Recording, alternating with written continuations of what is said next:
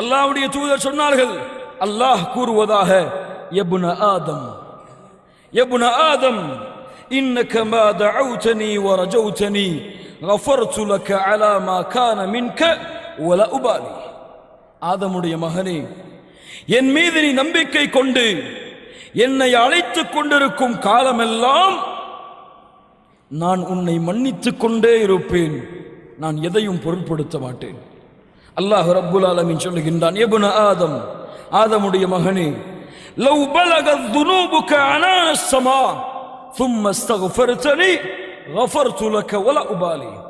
ஆதமுடைய மகனே, வானத்தின் முகடை உன் பாவங்கள் தொட்டுவிட்டாலும் என்னிடத்திலே மன்னிப்பு கேள், நான் அந்த பாவங்கள் எல்லாவற்றையும் மன்னிக்கிறேன். வலா உபாலி, எதையும் நான் பொருட்படுத்த மாட்டேன்.